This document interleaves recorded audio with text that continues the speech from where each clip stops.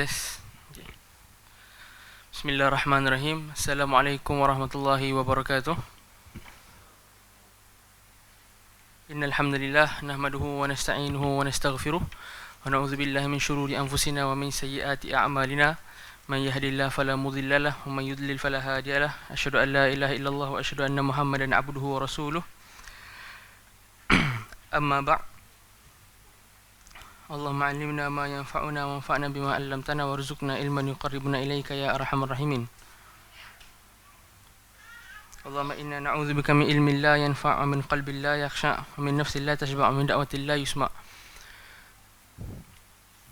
Allahumma inna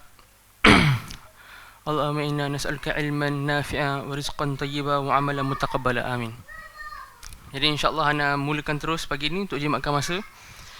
Kita nak bahas tentang ilmu kalam. Jadi sekarang ni timbul isu tentang polemik ilmu kalam lah. Ilmu kalam ni persoalan dia boleh ke tak boleh, kan? Jadi tajuk kita punya ceramah pagi ni, ilmu kalam boleh atau tidak boleh. Jadi kalau kita tengok Sahih Al-Bukhari pun, dalam Sahih Al-Bukhari kadang-kadang Imam Bukhari buat bab, dia kata bab hal sekian. Bab hal sekian. Bab adakah sekian. Maksudnya Imam Bukhari buat persoalan lah. Jadi biasanya dalam Sahih Al-Bukhari, bila Imam Bukhari buat bab kemudian persoalan, itu maksudnya ada khilaf. Jadi tajuk yang Abu Talhah buat ni, tajuk tu cantik lah sebab mengisyaratkan ada khilaf. Sebab bila kata ada tanda soal, kan, so seolah macam kita nak ikut Imam Al-Bukhari, seolah kita nak kata yang tajuk ni sendiri dah bagi isyarat dekat sana ada khilaf. So bila tajuk tu bab adakah boleh atau tidak ilmu kalam ni, maksudnya situ ada khilaf. Okey. Jadi dalam mencarikan isu ilmu kalam ni, anda tengok ramai yang sentuh lah, ramai pihak yang berbicara, ramai yang sentuh. Tapi wallahu ta'ala alam, anda rasa kebanyakan tak dapat gambaran yang tepat lah tentang apa sebenarnya isu kita dengan ilmu kalam. Jadi insyaAllah pagi ni anda cuba untuk bagi padat dan ringkas tentang sebenarnya isu apa yang kita nak bicara tentang ilmu kalam ni. Dan adakah kita melihat ilmu kalam ni totally tak boleh ke, boleh totally ke, ataupun ada perincian. Di akhir kuliah ni insyaAllah tuan-tuan dan puan-puan akan dapat kesimpulannya lah daripada persoalan kita punya kuliah tu, adakah boleh atau tak boleh tu, insyaAllah. Jadi first kali kita masuk kepada takrif ilmu kalam. Ilmu kalam ni diberi takrif oleh ulama-ulama mereka lah, ulama-ulama ahli kalam. Takrif pertama adalah takrif Imam Al-Iji. Al-Iji dalam Al-Mawaqif. Al-Iji ni ulama ahli kalam besar. Al-Iji, beliau kata al-ilmu alladhi yuqtadaru ma'ahu ala ithbatil aqaid ad-diniyah bi iradil hujaji wa daf'i syubah.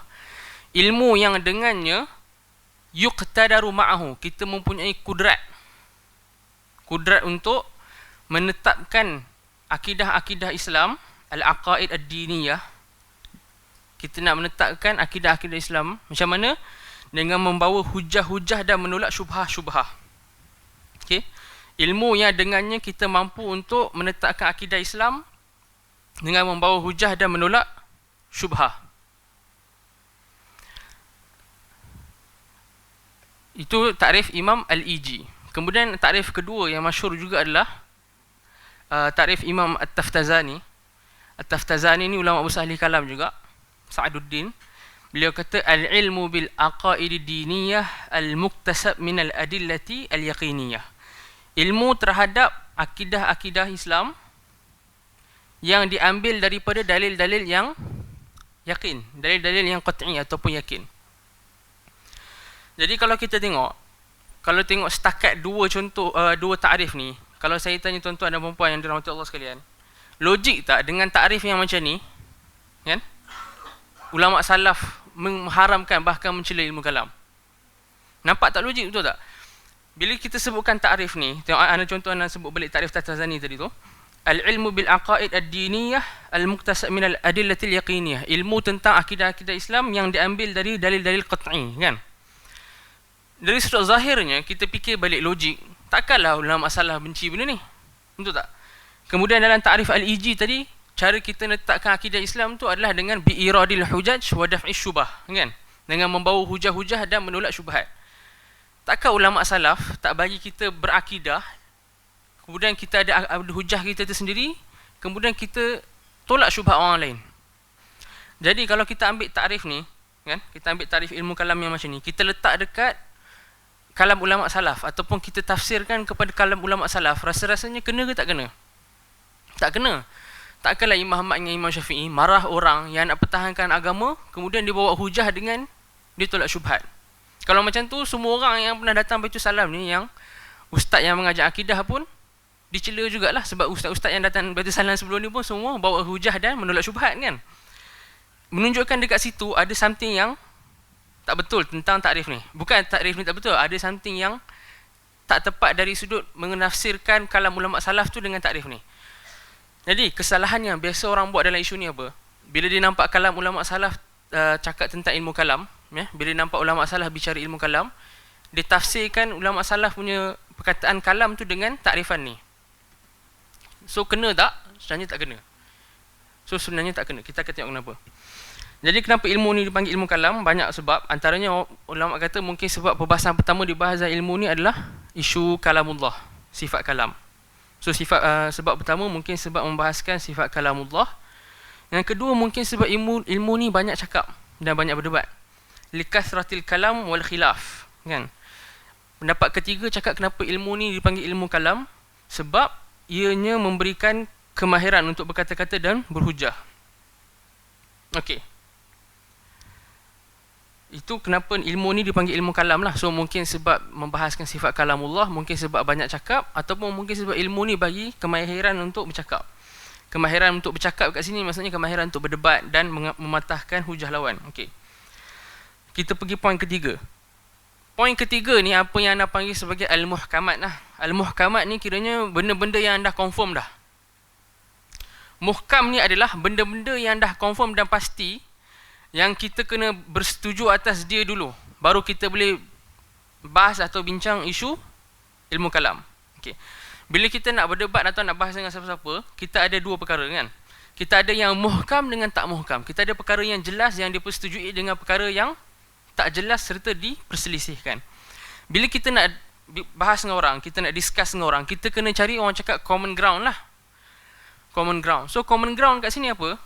Apa tempat yang kita boleh bersetuju? Tempat yang kita boleh bersetuju dalam nak bincang isu ilmu kalam ni adalah ada 3 perkara dekat sana yang dah pasti, yang sepatutnya tak ada siapa nafi. Patutnya tak ada siapa nafi, melainkan dia orang yang tak nak menggunakan ni lah, dia orang yang tak nak ikut lunas-lunas adab-adab berdebat lah. Tapi kalau semua orang yang belajar ilmu adab berdebat dan sebagainya, dia kena setuju terhadap 3 perkara ni dulu. 3 perkara muhkamat ni. Pertama, muhkam yang pertama, yang confirm, yang tak ada siapa nafi pun, melainkan orang yang ulama kata mukabir. Mukabir ni besar kepala lah. Pertama adalah salaf memang cela ilmu kalam. Ini dinukilkan secara mutawatir. Okay. Yang kedua adalah salaf pun pakai dalil akli. Salaf pun pakai dalil akli. Yang ni pun secara mutawatir dan juga dipakai oleh ramai ulama salaf. Okay, saya bagi contoh salaf pakai ilmu dalil akal. Dekat sini bila membahaskan dalam Al-Ibanah Al-Kubra. Ni contoh untuk salaf pakai dalil akli. Dalam Al-Ibanah Al-Kubra Ibnu Battah, beliau riwayatkan daripada Imam Yahya bin Ma'in. Yahya bin Ma'in ni kenal. Yahya bin Ma'in ni ulama hadis, kan? Jarh wa ta'dil. Orang bila dengar Yahya bin Ma'in ni, tahu yang Yahya bin Ma'in ni selalu cakap rawi ni dhaif, siqah, sayyi'ul hifz, semualah. Tapi tak ada siapa tahu yang Yahya bin Ma'in ni pun pandai juga untuk berdebat dalam isu akidah. Rupanya beliau ada berdebat dengan Jahmiyah. Okay, dia kata apa dekat Jahmiyah tu? Okay, sekarang Jahmiyah ni apa akidah mereka terhadap sifat kalamullah? Jahmiyah menafikan Allah ada kalam. Okay. Apa Imam Yahya bin Ma'in kata? Okay. In qalu kana Allah wala kalam. Sekiranya Jahmiyah kata Allah ni dah ada sejak azali, tapi sifat kalam ni tak ada. Okay. Sekiranya mereka kata Allah ni dah ada sejak azali, kan? Tapi sifat kalam tu tak ada. Yuqal kaifa khalaqal asya. Kalau macam tu, macam mana Allah cipta perkara? Sebab apa? Beliau baca ke ayat surah An-Nahl, A'udzubillahi minasyaitonirrajim. Innama qauluna li syai' idza aradnahu an naqula lahu kun fayakun. Sesungguhnya kami bila nak satu perkara tu jadi, kami kata kepadanya kun, maka jadilah ia. Okey. Ayat Quran tu kata bila kami nak satu perkara tu jadi, kami sebutkan kun, maka berlaku dan jadilah perkara tersebut. Okey. Apa yang istidlal Imam Ibnu Ma'in buat? Ibnu Ma'in kata, kalau kita nafi sifat kalam, macam mana alam ni wujud? Macam mana tuan-tuan, puan-puan dengan saya wujud? Kan? Kita wujud ni, petandanya Allah mesti ada sifat kalam. Sebab kalau kita nafi sifat kalam, Allah tak kata kun lah. Bila Allah tak kata kun, ada makhluk tak yang dicipta? Tak ada. So Allah je lah yang patutnya wujud. Jadi semata-mata kewujudan kita dan kewujudan bumi ni dan keseluruhannya, itu tanda bahawa Allah ada sifat kalam. Sebab Allah bila nak cipta, Allah kata kun. Nampak tak dalil akli tak? Dalil akli. Siapa pakai? Yahya bin Ma'in, yang orang yang kita tak sangka boleh bincang ilmu akidah, kan? Yahya bin Ma'in ni kalau buka kitab Jarh wa Ta'dil selalu jumpa dia. Dia kata perawi ni dituduh dengan bid'ah, perawi ni mudallis, perawi ni kadzab. Tiba-tiba yang ni pun dia debat dengan Jahmiyah rahimahullah. Jadi isu salah pakai dalil akal ni banyak sangat. Kalau kita nak kumpul, dia terlalu banyak lah. Sebab tu kita cakap, dia dah jadi perkara yang muhkam. Ya, Imam Ahmad, Imam Darimi, Imam Bukhari dan sebagainya semua pakai dalil akal. Yang ketiga, hatta yang pro kalam pun mereka bersetuju dengan kita dari sudut dekat sana ada kalam yang mazmum dengan mahmud. Ada kalam yang dicela dengan tak dicela. Yang ni yang pro kalam sendiri. Imam-imam ahli kalam sendiri macam Imam Ghazali dan sebagainya, mereka pun mengaku kat sana ada kalam yang batil dengan kalam tak batil. Jadi ada tiga perkara muhkam lah. So pertama, salah pakai dalil akal. Kedua, salah cela ilmu kalam. Ketiga, memang kat sana ada kalam yang batil. Okay. Sebelum kita nak pergi lagi lanjut, bila kita nampak ada dua benda yang qat'i dengan muhkam, dua benda yang pasti, kita tak boleh canggah, kan? Sekarang ni bila kita nampak salaf cela ilmu kalam, pada masa sama salaf pakai dalil akal, boleh tak kalau kita tafsirkan kalam dekat situ dalil akal? Semata-mata hujah akal sahaja. Kalau kita tafsirkan macam tu, macam kebanyakan orang buat, betul tak? Kebanyakan orang, diorang kata ilmu kalam ni adalah dalil akal, atau menggunakan dalil akal lah. Macam mana kita ada dua qat'i yang bercanggah? Satu qat'i kata salaf pakai dalil akal, satu perkara yang qat'i yang pasti juga, salaf cela ilmu kalam. So dekat situ kita boleh buat kesimpulan, mustahil kalam yang dimaksudkan salaf ni semata-mata dalil akal. Sebab kalau mereka masukkan dalil akal, siapa orang pertama yang kena celaan tu? Diri mereka sendiri. Kan? Na'udzubillah, takkanlah Imam Ahmad, Imam Syafi'i duk cela ilmu kalam, lepas tu celaan tu patah balik, kan, dekat diri sendiri. Maksudnya secara pasti ilmu kalam dalam zaman salaf tu bukan semata-mata dalil akli, bukan jins dalil akli. Jins ni maksudnya bukan semata-mata jenis dalil akli, menggunakan jenis dalil akli. Bahkan dekat sana ada satu bentuk dalil akli yang dicela. So ada pun pakai dalil akli secara umumnya, diorang pun pakai juga. Okay.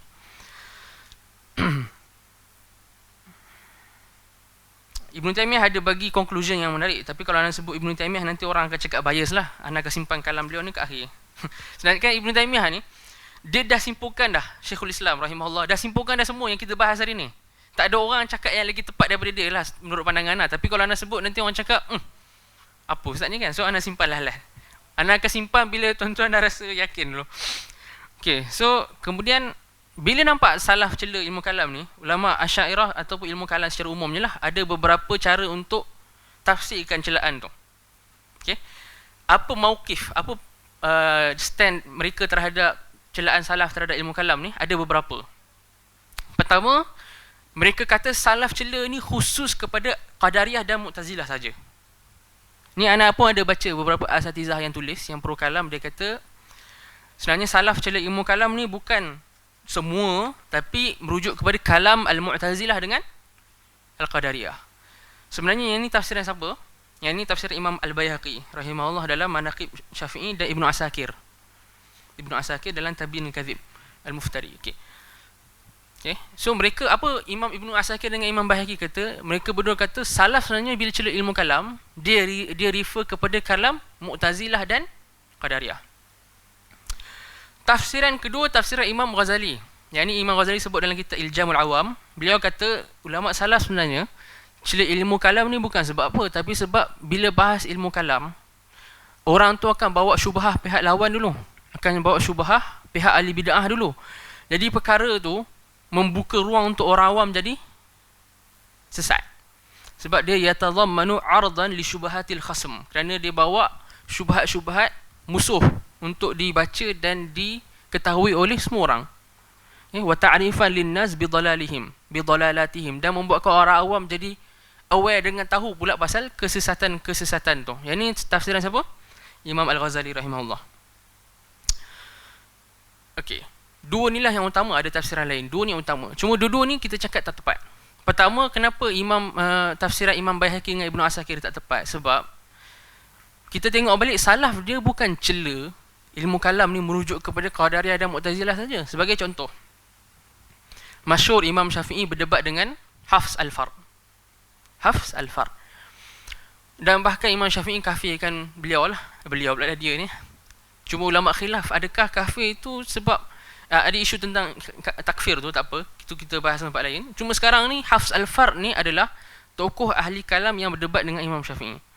Kebanyakan ulama kata Hafs Al-Far ni Mu'tazilah. Bukan kebanyakan ulama lah, kebanyakan orang yang nampak menulis kat Facebook, mereka kata Hafs ni Mu'tazilah. Kalau ikut Imam Ibnu Asakir dengan Baihaqi, Hafs ni Qadariyah. Okey. Bila kita tengok balik, Hafs ni sebenarnya dia bukan Mu'tazilah, dia atba' Dirar bin Amr. Dia anak murid Dirar bin Amr. Dirar bin Amr ni tokoh Mu'tazilah yang keluar Mu'tazilah, lepas tu tulis kitab Rad Mu'tazilah. Ada 30 kitab, semua tak sampai kat kita, tapi beliau tulis 30 kitab untuk Rad Mu'tazilah, guru kepada Hafs Al-Far, nama dia Dirar. So Hafs ni yang pengikut gurunya nampak macam bukan Mu'tazilah lah. Kedua, adakah beliau Qadariyah? Az-Zahabi kata, Az-Zahabi ulama besar rijal, beliau kata dalam Al-Mizan, Mizan I'tidal, beliau kata huwa minal jabriyatil mu'attilah. Jabriyah. Sekarang ni dekat sini cukup kadar ni, betul tak tafsiran yang mengatakan bahawa kalam sini merujuk kepada Qadariyah dan Mu'tazilah saja? Tak tepat. Yang ketiga, isu kenapa yang Imam Syafi'i kata beliau jadi ahli bid'ah atau ahli kalam, sebab beliau kata Quran makhluk. Okay, Hafs kata Quran makhluk. Bila Imam Syafi'i dengar Hafs kata Quran makhluk, Imam Syafi'i kata kafarta billah. Wallahil azim kafarta billah, demi Allah kamu telah kufur dengan Allah. Beliau kata Quran makhluk. Quran zaman tu, zaman Hafs, zaman Imam Syafi'i lah, tak ada lagi akidah kulabiyah ataupun kita panggil kalam nafsi. So bila mereka kata Quran makhluk, mereka memang merujuk kepada yang ni, bukan sifat kalam pada zat Allah. Maksudnya Quran yang ni lah. Mengatakan Quran yang ni makhluk, okay, bukan pendapat Mu'tazilah saja, bahkan pendapat ahli kalam selepas Mu'tazilah yang datang lah, Maturidiyah dan Asy'ariyah. Kan, kalau kita belajar akidah mereka, memang mereka kata Quran yang ni makhluk. Okay, tak apa. So yang penting kita nak highlight, bukan semata-mata Imam Syafi'i tolak Hafs ni sebab beliau Mu'tazili atau Qadari. Beliau tak Mu'tazili sebab beliau Rad Mu'tazilah. Beliau memang tolak Mu'tazilah. Beliau bukan Qadariyah, bahkan beliau memang terkenal Jabriyah. Okay. Yang ketiga, beliau ada sebutkan pendapat dalam akidah yang ada pada firqah selepas Mu'tazilah pun. Kedua, orang yang dicela oleh salaf ni siapa? Bishr Al-Marisi. Bishr ni bukan Mu'tazilah tapi Jahmiyah. Kan? Sebab tu kalau tengok Darimi bila berdebat dengan Bishr, Darimi selalu kata Al-Jahmi Al-Anid. Al-Jahmi Al-Anid. Jahmi yang orang Jahmiyah yang keras kepala. So itu dah tunjuk dah bahawa ada juga yang bukan Mu'tazilah dan Qadariyah tapi dicela juga oleh salaf. Ketiga, kita ada Muhammad bin Syuja' Al-Thalji. Yang Muhammad bin Syuja' Al-Thalji ni Mu'tazilah.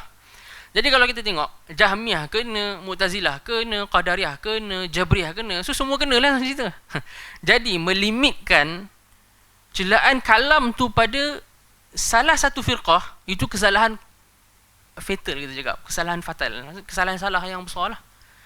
Bila ada orang tafsirkan, tak, ini merujuk kepada kalam Mu'tazilah saja, tak, ini merujuk kepada Qadariyah saja, tak, ini merujuk kepada Jahmiyah, tak, sebenarnya semua kena. Kenapa semua kena? Itu kita akan tengok. Kedua, yang kata macam Imam Ghazali tafsirkan tadi,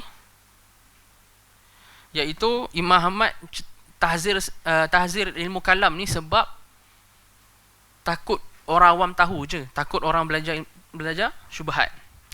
Ataupun takut orang awam ni bila diberikan syubhat kepada mereka, takut mereka tu terpengaruh dengan syubhat tu. Sedangkan ilmu kalam ni okey je, cuma jangan cerita ke orang awam sangat lah. Sebab ulama salaf takut kalau kita cerita ke orang awam jadi serabut dengan ilmu kalam ni, dia orang pula jadi sesat. Yang ni pun tak tepat. Sebab Imam Al-Ghazali, bila Imam Ghazali rahimahullah tulis cakap macam ni, Imam Ghazali refer kepada siapa? Imam Ghazali refer kepada tahziran Imam Ahmad terhadap Al-Harith Al-Muhasibi. Yang ni ada dalam Iljamul Awam kalau nak tersilap, ataupun Al-Munqidh Minad Dhalal. Jadi Imam Al-Ghazali kata Imam Ahmad tahzir Al-Harith Al-Muhasibi ni bukan sebab Al-Harith Al-Muhasibi ni ahli kalam yang jahat ke apa ke, ataupun bawa pendapat yang salah ke batil, tak. Tapi sebab Al-Harith Al-Muhasibi terkenal kalau beliau tulis kitab, beliau akan bawa syubhat ke atas dulu baru bawa jawapan. So kalau kita orang awam kadang-kadang kita baca soalan je, jawapan tak sempat nak baca, katakan masuk meeting lah apa kan, apa jadi?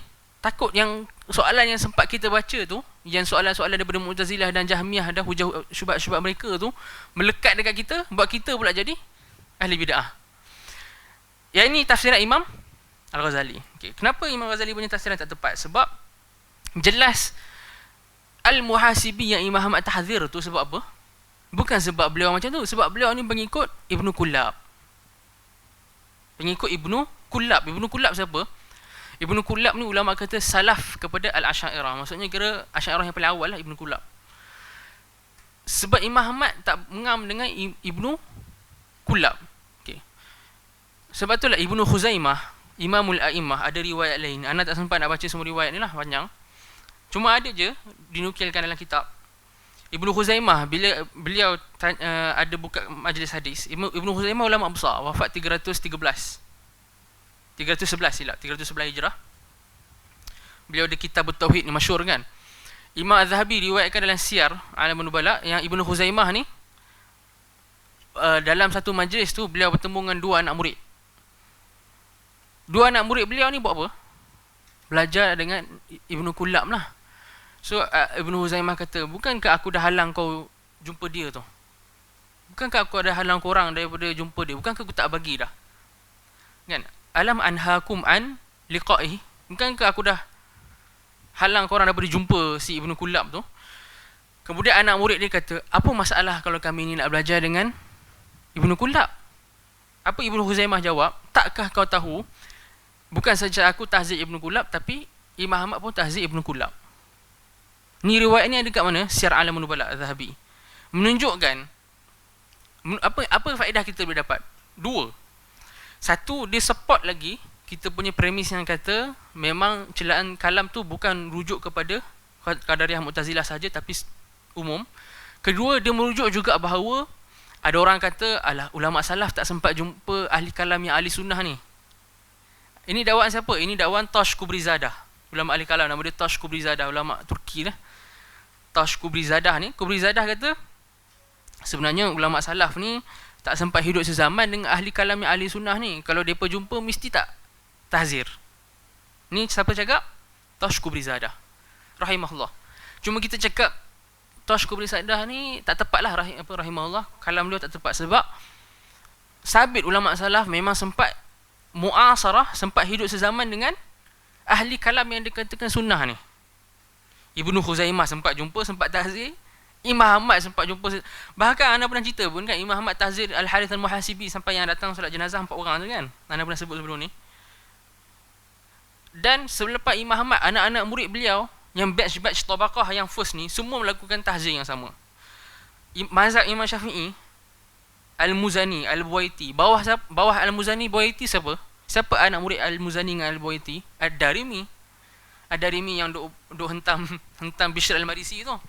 Beliau memang tengok beliau tolak ilmu kalam macam mana.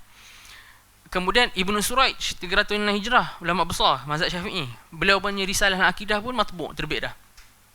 Yang memang beliau naskan dalam hujung risalah tu, ahli kalam yang dikatakan ahli sunnah macam Kullabiyah pun disebut sebagai ahli kalam yang tercela. Ini Ibnu Suraij sebut dekat penghujung risalah beliau. Beliau kata ilmu kalam yang salah ni dah banyak firqah lah, firqah ni, firqah dekat hujung tu ada juga kullabiyah dan sebagainya. Yang ni siapa sebut? Ibnu Suraij, wafat 306. Sezaman dengan Ibnu Suraij, ulama besar mazhab Syafi'i juga, bahkan Imamul A'immah, ulama besar, Ibnu Khuzaimah sendiri. Ibnu Khuzaimah ni bukannya ulama hadis besar, beliau ulama mazhab Syafi'i besar. Beliau pun memang kritiklah al-kullabiyah. So mengatakan bahawa tak pernah berlaku muasarah sezaman di antara salaf dengan ahli kalam yang dikata ahli sunnah ni salah. Dekat situ apa kesimpulan kita boleh buat? Kesimpulan kita boleh buat adalah celaan salaf terhadap kalam sekarang ni bukan rujuk kepada firqah dah, dirujuk kepada something yang ada dekat semua firqah ni yang ulama salaf tak berkenan. Apa dia? Kita nak tengok apa something tu. Okey. Pertama, mereka ada syaratkan perkara yang tak ada dalam wahyu bagi usuluddin. Ada benda yang tak ada dalam wahyu langsung, tapi bagi mereka dijadikan itulah usuluddin. Maksudnya apa? Iman seseorang ataupun akidah seseorang mungkin tak sempurna, melainkan dia dah ada perkara-perkara tersebut. Yang bila kita teliti, perkara ni ada tak dalam wahyu, confirm tak ada. Ni ulama kata sebab pertama ulama salaf cela, bila kita tengok apa common trait, apa ciri-ciri yang sama antara semua firqah ni yang membuatkan ulama salaf tahzir. Pertama, sebab mereka syaratkan perkara dalam akidah yang tak ada pun dalam wahyu. Mereka syaratkan orang kena iktikad perkara tu, tapi tak ada pun dalam wahyu. Kita tengok nas daripada Muhammad bin Hasan Asy-Syaibani, kawan Imam Abu Hanifah. Yang ini dalam kitab Asanul Mantiq, Imam Suyuti nukilkan. Beliau kata, la'anallahu Amra bin Ubaidin fa innahu fataha lin-nasi tariqa ila al-kalam fi ma la ya'nihim min al-kalam. Allah laknat Amr bin Ubaid sebab beliau telah buka bagi manusia jalan terhadap ilmu kalam fi ma la ya'nihim, pada perkara yang tak perlu pun. Maksudnya apa? Amr bin Ubaid ni ulama Mu'tazilah. Kenapa Muhammad bin Hasan doa laknat kepada Amr bin Ubaid? Sebab Amr bin Ubaid dalam Mu'tazilah, dia ada syaratkan perkara dalam akidah Mu'tazilah yang tak ada dalam wahyu pun. Kita sebenarnya syarak tak pernah tuntut untuk kita beriman terhadap perkara tu, tiba-tiba dalam Mu'tazilah dia wajibkan. Bila orang tanya wajib ni datang dari mana? Tak ada datang daripada wahyu pun, daripada otak dia. Fima la ya'nihim. La ya'nihim ni maksudnya, kalau kita tengok dengan neraca syarak, benda ni la ya'ni, tak penting pun, ataupun tak pun iman seseorang tu bergantung kepada perkara ni. Tapi Mu'tazilah jadikan perkara tu, oh, iman seseorang bergantung pada perkara ni. Kan? Bahkan macam Imam Malik kata, Imam Malik ditanya, yang ni diriwayatkan oleh Al-Harawi dalam Zammul Kalam, Al-Harawi Abu Ismail Al-Harawi. Beliau Imam Malik ditanya tentang ilmu kalam. Yang ni Imam Syafi'i riwayat. Imam Muzani riwayat daripada Imam Syafi'i, Imam Syafi'i riwayat daripada Imam Malik. Imam Malik kata muhalun an yudhanna bin Nabi SAW annahu 'allama ummatahu al-istinja' wa lam yu'allimhum at-tauhid.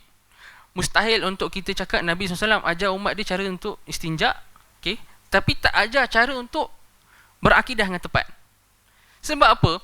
Apa yang ahli kalam bawa? Ahli kalam bawa something, bawa satu manhaj yang mereka sangka yang inilah pelengkap kepada akidah kita. Seolah macam Nabi SAW tinggalkan umat ni dalam keadaan tak terurus, tak clear dalam isu akidah ni, and then datang ilmu kalam, dialah yang terangkan. Dialah bawa perkara-perkara yang sebelum ni tak ada dalam agama, kemudian buat jadi lagi jelas. Jadi Imam Malik kata mustahil lah perkara tu. Sebab takkanlah Nabi SAW ajar kita cara nak istinja tapi tak ajar akidah. Dan perkara yang Imam Malik sebut ni sebiji macam kata-kata Ibn Taymiyah dalam Muqaddimah Hamawiyah. Okey. Ciri kedua yang ada pada semua firqah kalam yang menyebabkan mereka ditahdir oleh salaf ni, dalam ilmu kalam ni ada bid'ah yang bercanggah dengan wahyu. Fihi al-ibtida' al-mu'arid lil wahyi. Dalam ilmu kalam ada bid'ah yang bercanggah dengan wahyu. Sama ada pada natijah ataupun pada metod. Maksudnya apa? Yang ni pun penting. Sebahagian asatizah anda tengok mereka tak dakik. Mereka tak betul-betul terperinci. Mereka ingat celaan salaf ni pada natijah aja. Maksudnya, selagi mana ilmu kalam tu tak bawa kepada natijah yang salah, tak bawa kepada mukhalafah wahyu, tak bawa kepada mukhalafah salaf, tak apalah. Maksudnya kita just pakai, we just use their way, kita pakai metod tu. Kalau dapat natijah yang bagus pun tak apa. metod ni kita boleh pakai asalkan bagi dapat ke natijah yang bagus. So sebenarnya salaf cela ni bukan metod tapi hasil sahaja. So sebenarnya apa? Sebenarnya salaf bila cela ilmu kalam, salaf refer kepada metod dan hasil. Kalau metod tu bawa kepada sunnah pun, tapi metod tu bid'ah, metod tu pun kena. Ana bawa daripada Imam Ahmad. Yang ni Imam Ahmad dalam Usul Sunnah Imam Ahmad. Matan Usul Sunnah masyhur diriwayatkan oleh Ibnu Jauzi dan sebagainya. Imam Ahmad kata, al-kalamu fil qadari wal ru'yati wal Quran wa ghairiha minas sunan makruhun manhiyun anhu. Kalam dalam ru'yah, qadar dan sebagainya, isu qadar, isu melihat Allah ni semua makruh. So ulama salah bila kata makruh maksudnya haram, kita dah tahu dah sebelum ni. La yakunu sahibuhu, okey, ni dengar Imam Ahmad kata, la yakunu sahibuhu min in asabahu bi kalamihi as-sunnah min ahli sunnah hatta yad'al jidala wa yu'mina bil athar. Imam Ahmad kata la yakunu sahibuhu in asaba bi kalamihi sunnah min ahli sunnah. Orang yang pakai ilmu kalam ni takkan jadi ahli sunnah pun in asaba bi kalamihi sunnah, walaupun kalam dia tu sebiji dengan sunnah. Walaupun natijah tu sama, isbat Tuhan ada sifat, tapi kita guna metod kalam, masih lagi tak jadi ahli sunnah. Sehinggalah apa? Hatta yada'al jidala wa yu'mina bil athar. Sehinggalah dia tinggalkan jidal, maksud ilmu kalam ni, dan beriman dengan athar, dengan hadis Nabi SAW. Maksudnya metod dalam berhujah akidah ni kena mula daripada wahyu juga. Kalau metod tu pakai ilmu kalam, yang metod ilmu kalam ni bid'ah, kita tak tengok natijah pun ni. Sebab natijah dia Imam Ahmad kata in asabas sunnah. Maksudnya walaupun natijah tu menepati sunnah, sebabkan metod salah, metod pun kena. So sekarang celaan salah terhadap ilmu kalam ni pada metod ke natijah? Dua-dua. Ya, Imam Abu Hanifah kata ni Al-Barbahari riwayatkan. Istilah Al-Harawi riwayatkan dalam Zammul Kalam. Ada orang tanya Abu Hanifah, "Ma taqulu fi ma ahdathan nasu min kalamin fil ardi fil a'radi wa fil ajsam?" Ma taqulu fi ma ahdathan nasu min kalamin fil a'radi wa fil ajsam. Apa pendapat kamu terhadap orang yang mula berhujah dalam isu akidah ni menggunakan dalil jisim dan arad? Dalil ahli kalam lah. Ni orang tanya Abu Hanifah. Abu Hanifah kata apa? Maqalatun falasifah. Itu maqalat falsafah. Itu pendapat-pendapat falsafah semua tu. Alaika bil athar wa tariqatis salaf wa iyyaka wa kullu muhdatsah fa innaha bid'ah. Hendaklah kau ikut salaf, hendaklah kau ikut athar, jauhkan diri kamu daripada bid'ah. Semua bid'ah itu sesat. Okey. Imam Abu Hanifah sebut perkataan bid'ah refer kepada apa sekarang? Refer kepada dalil arad dengan ajsam lah. Iaitu dalil membuktikan Tuhan pakai dalil dipanggil jisim, arad, jauhar ni semua. Ini metod ke natijah? Metod. Dia bukan bahas natijah. Natijah dalil ajsam ni apa? Natijah dia nafi sifat Tuhan lah. Tapi kalau kita tak bahas natijah pun lagi. Natijah ta'til sifat tak tengok pun, kita tengok dari sudut dalil tu sendiri mereka gunakan untuk isbat kewujudan Tuhan. Bagus tak? Baguslah orang guna dalil untuk nak isbat kewujudan Tuhan. Tapi walaupun dalil tu bagus dari sudut kita cakap objektif yang dia nak capai, tapi disebabkan dia dalil yang bid'ah, dalil yang tak pernah ada dalam wahyu, dalam sunnah dan sebagainya, dan dia mukhalafah pula apa yang ada dalam wahyu, maka Imam Abu Hanifah refer perkara tadi sebagai apa? Bid'ah. So kita ada dua nas daripada Imam Ahmad dengan Abu Hanifah yang kata sekarang ilmu kalam bukan limited pada nata'ij, bukan limited pada natijah saja, tapi kena pada metod. Kalau orang tanya, kalau macam tu Ustaz, apa masalah dalil ajsam dengan arad tadi tu? Masalah dia bercanggah dengan wahyu. Sebab majoriti ulama ahli kalam yang mutaqaddimin, yang awal lah, mutaakhirin ada khilaf. Majoriti yang awal, kebanyakan mereka ni, mereka strict dari sudut mereka wajibkan semua orang pakai arad dengan ajsam ni. Bagi mereka the only way, itu masalah dia. Bila mereka kata satu-satunya jalan untuk isbat kewujudan Tuhan dengan itu. Sedangkan ahli sunnah kata isbat kewujudan Tuhan ni terbuka, banyak cara. Cara yang paling mudah adalah fitrah. Selagi mana orang tu tak kena syubhat etis dan sebagainya, anak kita ke apa ke kan, anak saudara ke anak kita yang kecil yang memang tak pernah jumpa dengan etis pun, kita tak perlu hurai kat dia ya, waktu dia umur 7-8 tahun nak kenal Allah, kita cakap okey, ada jisim, ada arad, ada jauhar, tak perlu pun. Faham tak? Sebab ahli sunnah kata dalil utama isbat kewujudan Tuhan ni fitrah. Sehinggalah fitrah tu jadi songsang, barulah kita nak kena pakai dalil lain yang selain fitrah untuk isbat kewujudan Tuhan. Yang dalil lain tu pun kena sahih lah. So isu dalil ajsam apa? Dalil ajsam dengan arad. Satu, mereka seolah tolak fitrah. Kedua, konten dalil ajsam dengan arad tu pun bermasalah. Tapi yang tu ada perbahasan dia kat tempat lain lah. Okay. Habis tentang. So sekarang ni apa konklusi kita dapat? Problem yang ditahzirkan oleh ulama salaf ni pada natijah dan juga metod. Okey. Jadi macam kita tengok setengah. Jadi kalau kita pakai dhabit ni, dhabit yang anda sebut tadi, piawaian yang anda pakai, iaitu dia bercanggah dengan wahyu dari sudut metod dengan natijah. Dia sebutkan dalam akidah ataupun dia wajibkan dalam akidah perkara-perkara yang tak dalam wahyu pun terpakai tak dekat semua ahli kalam? Semua pakai. Semua. Terpakai dekat semua. Terpakai dekat semua. Bahkan satu lagi yang penting kita kena faham dari ilmu kalam ni adalah kebanyakan tokoh mereka tarajuk, maksudnya bila di penghujung hidup mereka menyesal lah, mereka taubat daripada ilmu kalam kan. Yang taubat daripada ilmu kalam ni ramai, antaranya Syahrastani, Al-Juwaini, Ar-Razi dan sebagainya lah, Al-Mara'shi. Ana sebutkan beberapa. Okay. Bila kita nak bahas tentang mereka ni taubat daripada ilmu kalam, kita bukan nak fokus tentang mereka ni taubat tak daripada mazhab akidah. Okay, bila Al-Juwaini, Imam Al-Haramain, bila beliau taubat daripada ilmu kalam, kita tak penting kan beliau ni nak taubat daripada akidah Asy'ariyah kita, itu tak penting. Itu nak debat-debat lah. Kita tak nak ambil part tu pun. Kita just nak cakap bila beliau menyesal kat wujud hidup, beliau nak tarik balik, beliau bukan nak tarik balik daripada, itu kita tak tahulah nak tarik balik akidah ke tak. Tapi yang penting beliau nak tarik balik daripada metod dengan manhaj ilmu kalam. Manhaj yang dia katakan boleh buat kita jadi yakin, boleh buatkan semua akidah ni jadi qat'i, yang tu pun mereka syak kat hujung hidup, mereka tarik diri daripada nak teruskan dalam metod tu. Mereka keluar daripada mazhab mereka ke tak, itu cerita lain. Yang penting mereka tak setuju dengan metod kalam. Kita nak ambil situ, faham tak?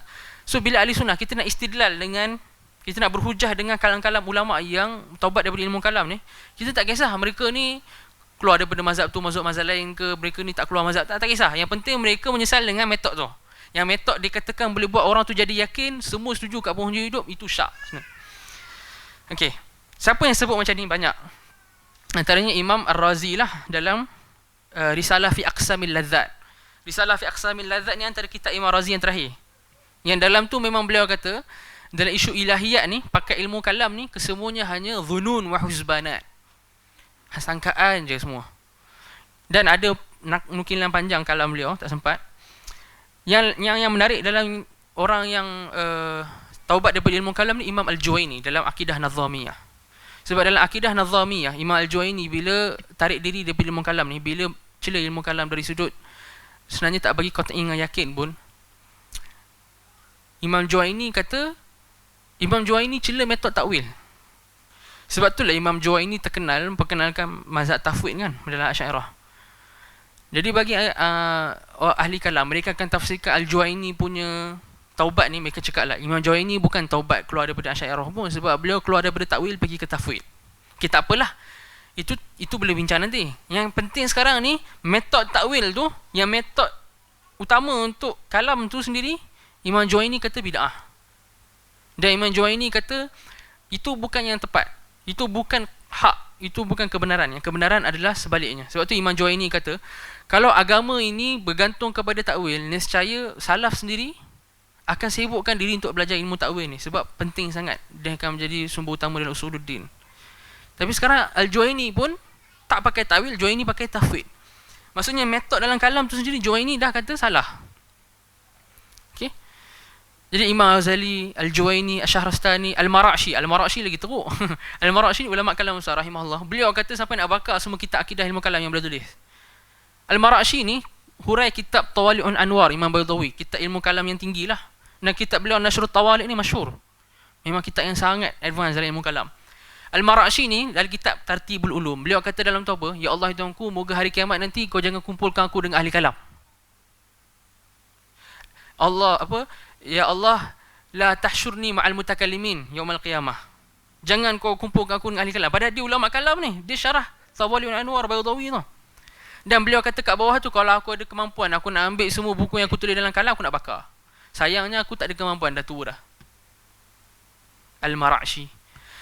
Jadi kita nak ambil apa sini? Istifadah kita dari sudut apa? Dari sudut metod yang dikatakan yakini dengan qat'i, tak yakini dan qat'i. Sebab tu lah Ibnu Rajab kata, semua yang mereka sangka yakin dan qat'i itu hanyalah khayalat, dhunun dengan awham. Sangkaan, waham-waham, kan? Waham ni apa kita cakap? Macam sangkaan yang lemah lah. Waham, sangkaan sahaja semata-mata. Okey. Last kali point yang nak sebut adalah, jadi macam mana ahli sunnah guna dalil akal? Ahli sunnah guna dalil akal yang macam nak sebut tadi Imam Ahmad dengan Yahya bin pakai. Ahli sunnah punya dalil akal berbeza dengan dalil akal ahli kalam. Sebab apa? Ahli sunnah punya dalil akal terbina daripada dua.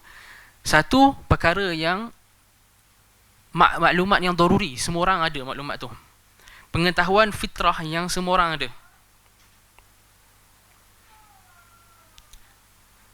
Yang kedua, ahli sunnah bila berdebat,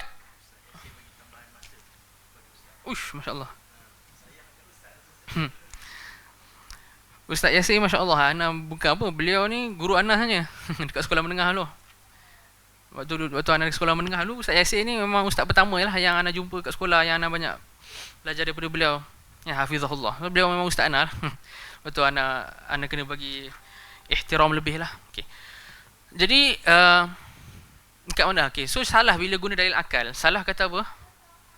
Salah kata dalil akli yang kita pakai ni terbina daripada maklumat yang daruri. Maklumat daruri ni fitrah. Sebab apa? Dalil akal ni, tapi yang ni kita nak bahas panjang tentang dalil akal lah. Senang cerita, yang ulama salah guna dalil akal mereka ni bukan terbina daripada dalil akal ahli kalam. Yang dalil akal ahli kalam ni dia terbina daripada susunan format tertentu. Format dia apa? Format dia dalil hudusul ajsam tu lah. Dalil a'ra, dalil ajsam. Dia ada format-format dia. Yang format-format tu akan menghasilkan dalil akal yang zonni. Dalil akal yang zonni. Contohnya daripada hasil format dalil hudus dengan sebagainya adalah, ataupun dalil tarkib, mereka kata semua perkara yang murakkab mestilah hadis. Semua perkara yang disusun-susun mestilah baharu. So kalau kita cakap Tuhan ni bersifat, maksudnya Tuhan bersusun. So Tuhan tu baharu. Nampak? Kita tak kisahlah kita nak bahas batil tak batil kan. Itu memang batil lah. Cuma sekarang kena cakap dalil akal yang mereka pakai yang tadi tu dibina daripada dalil akli yang ilmu kosmologi. Ilmu kalam mereka ni kosmologi. Dari sudut dalil hudusul ajsam, dalil tarkib dan sebagainya. Ada pun ahli sunnah, mereka bila mereka guna ilmu kalam dalil akli yang mereka pakai ni terbina daripada maklumat-maklumat daruri yang orang awam pun faham. Bila nak sebut, macam Imam Ahmad kan, ada orang cakap kat Imam Ahmad, apa pendapat kamu tentang Al-Quran ataupun kalamullah? Imam Ahmad kata, apa pendapat engkau tentang sifat ilmu Allah? So soalan apa Imam Ahmad nak beritahu? Imam Ahmad nak kata, kalau kau nak suruh aku cakap kalamullah ni baharu, kau pun kena setuju, kau pun kena cakap ilmu Allah ni baharu. Kalau dia cakap ilmu Allah ni baharu, problem tak? Problem sebab Mu'tazilah sebab sifat ilmu. Dan Mu'tazilah dia bukan Qadariyah yang awal. Qadariyah awal nafi ilmu. Mu'tazilah pun setuju siapa nafi ilmu tu totally kafir. Jadi bila dia berdebat dengan Imam Ahmad, apa pendapat kamu tentang sifat kalam Allah ni, Quran? Imam Ahmad kata, apa pendapat engkau tentang ilmu Allah? So ialah Imam Ahmad nak kata, kalau kau nak aku nafi sifat kalam, ataupun kalau kau nak aku cakap kalam ni makhluk, kau kena setuju ilmu Allah tu pun makhluk. Sebab al-kalam fi sifat, kalam fil ba'dil akhar. Kalam dalam sifat ni semua sama je.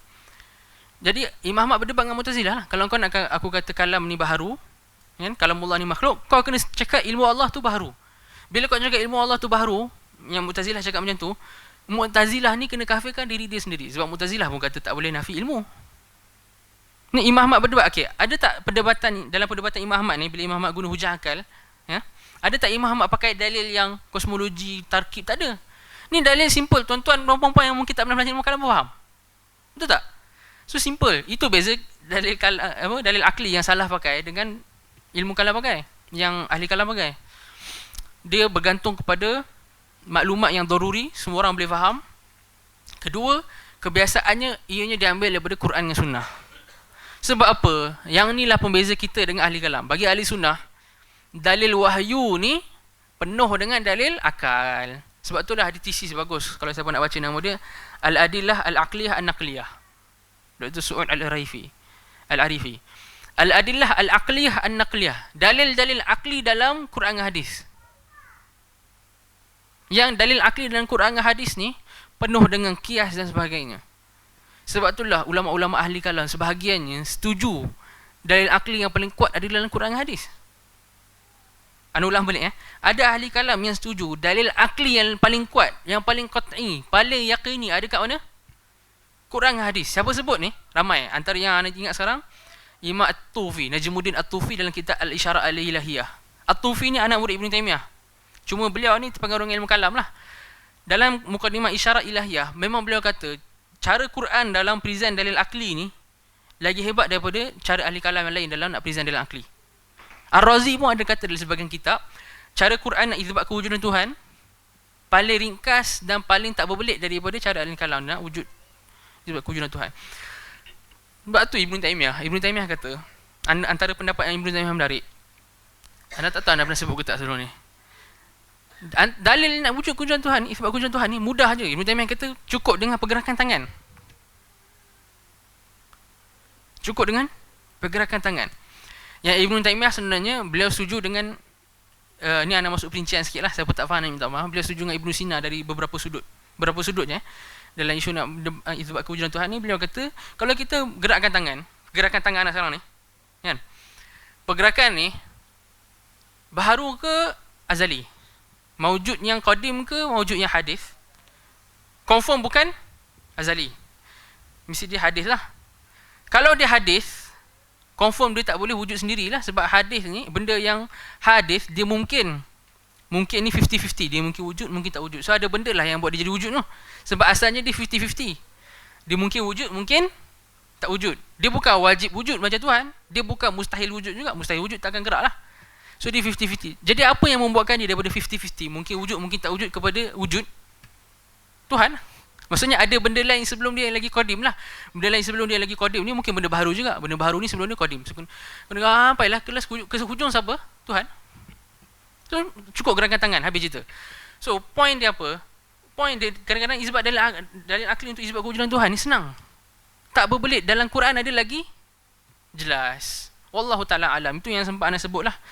Anda buka ruang untuk soal jawab.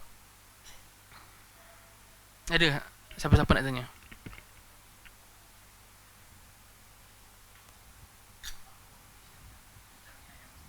Okey. Conclusion Ibn Taymiyah yang anda tak sebut. Ibn Taymiyah dah bagi cantik dah. Ibn Taymiyah kata apa maksud apa kalam ni? Apa terminologi kalam di zaman salaf? Ibn Taymiyah kata haqiqatun urfiyah fi man yatakallamu fid din bighairi tariqatil mursalin. Istilah urfi. Haqiqah urfiyah, istilah urfi maksudnya istilah pada zaman mereka, uruf mereka terhadap siapa sahaja yang bercakap tentang agama tanpa mengikuti jalan pada Rasul. Tanpa mengikuti jalan pada Rasul tu merangkumi natijah dan metod. Itu dia haqiqah urfiyah. Ibn Taymiyah bila kata haqiqah urfiyah, Ibn Taymiyah pandai. Sebab apa? Kalam yang dalam perkataan kalam dalam nas ulama salaf, itu bukan kalam yang anda takrifkan awal tadi tu. Anda bawa tarikh daripada Al-Ijzi dengan Taftazani. Itu bukan haqiqah urfiyah. Itu istilahiyah, itu yang terkemudian. Yang kita nak bahas ni kalam zaman salaf. Yang kalam zaman salaf, kita nak tahu maksud kalam kat situ apa. Kita tak boleh tengok definisi terkemudian. Kita kena kaji sebenarnya apa konten dia. Itu dia panggil urfiyah. Kita kena tengok konteks zaman tu apa kalam refer. Kita tak boleh ambil istilahiyah yang Al-Ijzi dengan Taftazani pakai tadi, kemudian tafsirkan yang tu. So itu Ibn Taymiyah kata haqiqat urfiyah. Fi man yatakallamu fid din, bagi orang yang bercakap dalam agama bighairi tariqatil mursalin, tanpa mengikut jalan para Rasul. Tanpa mengikut jalan pada Rasul ni maksudnya apa? Mukhalafah wahyu lah. Mukhalafah wahyu tu dekat mana berlaku? Dekat metod dan natijah. Kan? Ni Ibn Taymiyah sebut dalam Majmu'ul Fatawa. Okey.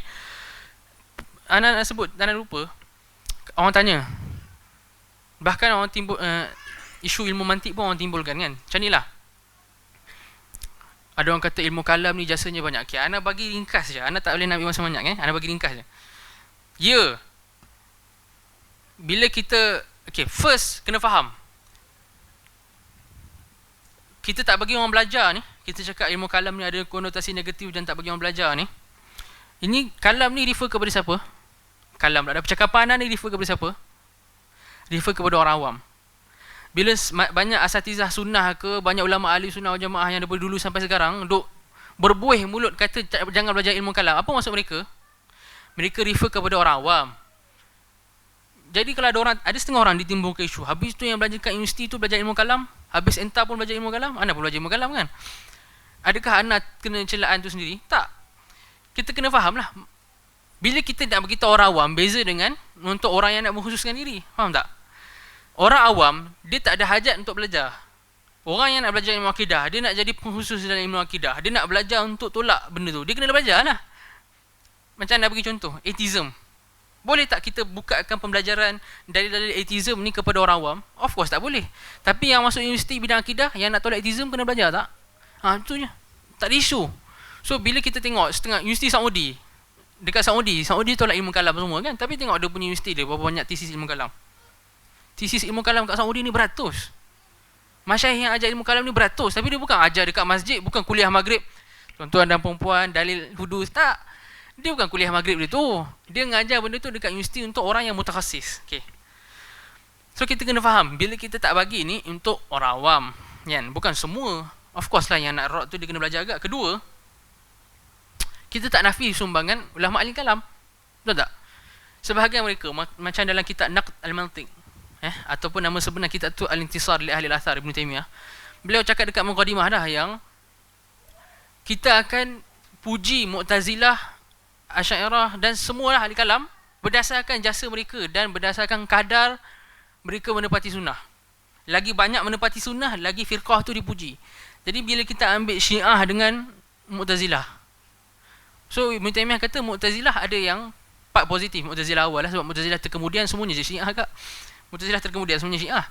Cuma asalnya Mu'tazilah ada yang lebih okey dalam beberapa sudut, so dia lagi menepati sunnah. Kemudian kita ambil ahli kalam lain, macam Asy'ariyah dan Maturidah, lagi tepati sunnah banyak daripada Syiah dengan Mu'tazilah. So dia lagi layak dipuji dan lagi layak diberi pujian dan dihargai orang punya usaha dan sebagainya. Cuma itu tak nafi kita kena cakap ada benda salah. Okey. Kita memang kena cakap ada perkara kat sana yang salah. Satu. Cuma kita tak nafilah jasa tu. Tapi bagi kita ahli sunnah, dalam kita menghormati jasa mereka, kita menghargai dan sebagainya, kita tak cakap yang alhamdulillah niat mereka bagus, mereka dapat pahala semua. Cuma dalam kadang-kadang mereka nak jaga sunnah, mereka nak lawan yang lagi teruk lagi tu, firqah lagi teruk apa semua, mereka pakai benda yang batil juga, faham tak? Batil yang kurang lawan batil yang besar. Begitu, macam itulah. So lagi afdal tak pakailah benda tu. Of course lah bila kita tengok macam Al-Baqillani, ulama Asy'ariyah besar, berdebat dengan Kristian, of course lah kita akan puji. Sebab dia lawan dengan Kristian yang dah memang bukan firqah Islam dah. Kalau kita jumpa ulama ahli sunnah puji Al-Baqillani sebab berdebat dengan Kristian, jadi isu tak? Tak jadi isu. Faham tak? Memanglah dia tu ahli kalam, dia ahli kalam ke tak ahli kalam. Sekarang ni dia lah debat dengan orang yang bukan Muslim dah pun. Of course waktu tu dia layak diberi pujian. Okay. So kita kena faham. Tapi Ibn Taymiyah cakap, mereka dia layak beri pujian tu pada apa yang menepati sunnah lah. Bila mereka debat dengan Kristian, mereka pakai dalil-dalil yang insyaAllah menepati sunnah, yang mungkin menepati sunnah kan. Kadang-kadang, dan ada tokoh ahli kalam yang dipuji ni bukan sebab ahli kalam pun, sebab terkenal lebih kepada fiqh, terkenal lebih dalam bidang hadis. Ibnu Hajar dengan An-Nawawi, mereka akidah apa? Ahli kalam. Orang kenal Imam Ibnu Hajar dengan Nawawi sebab kitab ilmu kalam ke? Sebutkan satu kitab Imam Nawawi ilmu kalam. Siapa boleh? Dalam bilik ni yang sebut Imam Nawawi punya kitab ilmu kalam apa? Tak ada siapa tahu kan? Ibnu Hajar, sebutkan satu. Ibnu Hajar Asqalani. Tak ada kan? Yang kita kenal mereka untuk apa? Fathul Bari, Syarah Sahih Muslim, Majmu' Imam Nawawi. Macam tu kitab ilmu fiqh, ilmu hadis, nampak? So yang mereka layak dipuji, yang mereka dihargai jasa mereka tu pada apa yang muwafaqah sunnah, pada apa yang menepati sunnah. So tak ada isu lah, kita pun akan puji mereka. Kita pun bila disebut Imam Nawawi, kita cakap rahimahullah semua kan. So mereka ada jasa, okey. Tapi tak menafikan juga yang salah kena cakap salah, faham tak? Ahli sunnah objektif, salah kena cakap salah lah, nak buat macam mana? Kita bukan nak berlapik mulut kan. Kemudian last sekali, yang ni last, okey. Ada orang kata ini sebenarnya melibatkan ilmu mantik kan, tapi ilmu mantik ada satu sesi khusus pula kalau kita nak bincang. Tak apa, kita ambil lah secara umumnya ilmu mantik dengan ilmu kalam. Ada yang kata kalau kita buat ilmu kalam ni habislah ilmu-ilmu Islam, terutamanya usul fiqh. Sebab usul fiqh banyak ilmu kalam. Anda cakap mudah je, kalau kita perhati betul-betul ilmu usul fiqh, anda tak sempat nak baca lah. Ada kitab nama dia Salasilul Zahab, Imam Zarkashi. Kitab Salasilul Zahab Imam Zarkashi ni mungkin agak advance lah kot.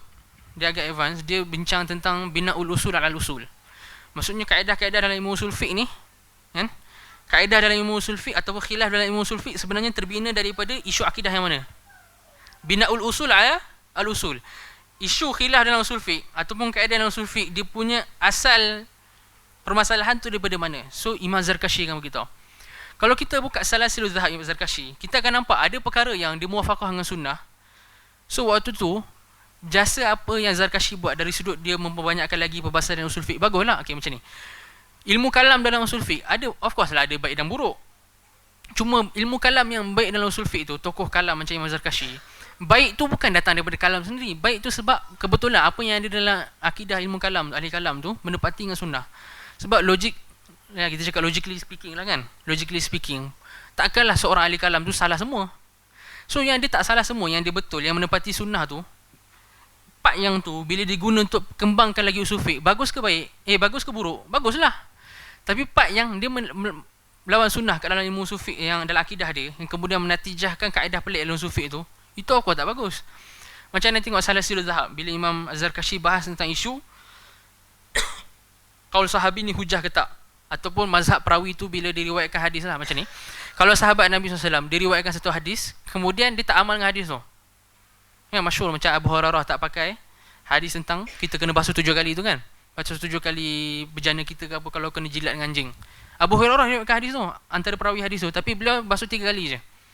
So ulama usul fiqh bahas, sekarang ni kenapa Abu Hurairah buat macam tu? Kita nak ambil pendapat Abu Hurairah ke hadis Abu Hurairah tu sendiri? Isu ni berbalik kepada isu akidah sebenarnya. Majoriti jumhur ulama selain Hanafi kata kita jangan ambil qaul Abu Hurairah, ambil hadis. Sebab apa? Balik kepada akidah, iaitu sahabat tak maksum, yang maksum wahyu. Habis cerita. So dekat situ, bila ambil kepada sahabat tak maksum, yang maksum tu wahyu, ini pendapat ahli sunnah tak? Ahli sunnah. Walaupun ahli kalam sebut, tapi ahli kalam kat sini dia tengah muwafaqah dengan ahli sunnah. So dia bina usul fiqh dia daripada apa yang sama dengan ahli sunnah. Of course lah natijah dia bagus dan betul. So bila jumhur ulama mazhab Syafi'i, Hanbali dengan Maliki, mereka kata qaul rawi tu tak diambil iktibar, yang kita ambil hadis. So kat situ Abu Hurairah ijtihad tu kita tak pakai lah. Itu terbina daripada sahabat tak maksum. Sahabat tak maksum akidah ahli sunnah tak? Akidah ahli sunnah. So walaupun kita ni Imam Zarkashi ahli kalam sebut, tapi sebabkan dia muwafaqah dengan ahli sunnah, kita tik bagus. Tapi kita pergi tengok dekat isu lain, isu hal al-amru bisyai' nahyun 'an diddih dalam usul fiqh lah. Bila orang tu bagi arahan, adakah di dalam arahan tu ada larangan juga? Bila nak cakap ijlis, qum, diri, bila nak cakap berdiri, adakah di sebalik berdiri tu ada juga larangan untuk cakap jangan duduk? Majoriti ahli kalam mereka cakap bila anda cakap berdiri, automatik sebenarnya dalam tu ada jangan duduk. Yang ni dibina daripada isu ilmu kalam, daripada isu kalam nafsi. Ni sisi yang pegang kalam nafsi macam Asy'ariyah lah, mereka kata kalamullah ni semua sama je. So bila kalamullah semua sama, sebenarnya bila Allah bagi larangan, itulah sebenarnya arahan. Bila Allah bagi arahan, itu sebenarnya larangan.